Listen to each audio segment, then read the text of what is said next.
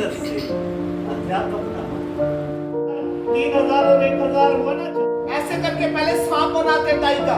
जब सांप बन जाए ना, सांप को ऐसे मरोड़ के ना उसको ऐसे करके गले में डालते और जैसे फांसी का फंदा लगाते ना, उसके बाद ऐसे करते, एक बार ऐसे, उसके बाद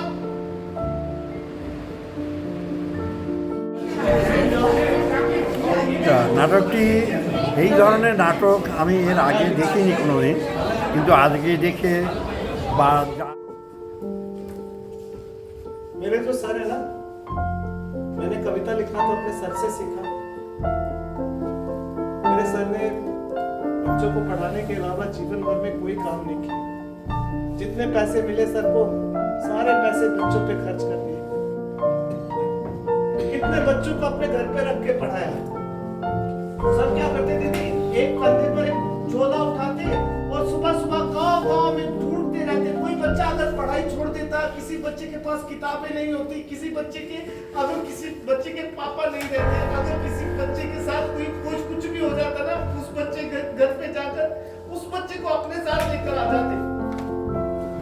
छोटे छोटे बच्चों के कपड़े धोते, खाना बनाकर खिलाते, बच्चों के साथ खेलते रहते, बच्चों को कहानियां सुनाते और बच्चों को बोलते तुम टैगोर बनो। मैं मतलब मेरे साथ टैगोर बनना चाहता हूं, तो गांव की वो नौकरी छोड़ के शहर चले जाते, अपना नाम कमाते।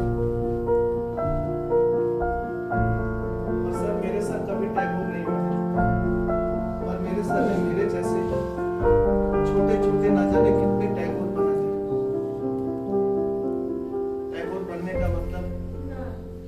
टैगोर बनने का मतलब खुद टैगोर बनना नहीं है।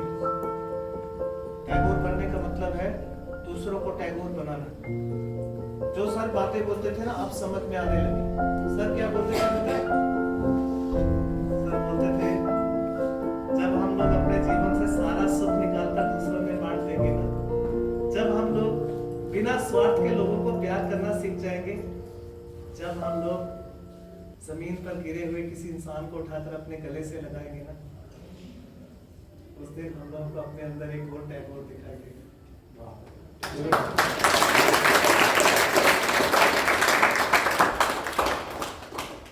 तो इसका मतलब ये हुआ कि आप सब लोग भी टैगोर बन सकते हो। कभी भी अपने अंदर के टैगोर को आप मरने मत दीजिएगा। और अगर सर मेरे जैसा कोई टैगोर कहीं दिखाई देगा ना, उसकी कोई मदद मत करना, मगर एक बार उसके पास खड़े होकर उसके कंधे पर हाथ रखकर ये जरूर कहना, तुम भी टैगोर बन सकते हो। चलता हूँ, मैं अपने गांव में जाऊंगा और आगे की पढ़ाई प्राइवेट करूंगा। আমার ভীষণ ভালো লেগেছে। পুরো মর্মস্পর্শী স্পিচলেস পারফরমেন্স দেখতে দেখতে চোখ দিয়ে জল চলে এসেছে, এত ভালো লেগেছে। कविताएं लिखी थी, 200-250 से ज्यादा कविताएं थी, सुंदर सुंदर करके लिखी थी, और कई कविताएं न्यूज़पेपर में भी छपी थी। एक दिन मेरे को इतना गुस्सा आया ना, वो डायरी उठाई, वो ड्राइंग के पेपर निकाले, जो प्राइज मिले थे वो सारी चीजें उठाई, एक जगह इकट्ठी की और डायरी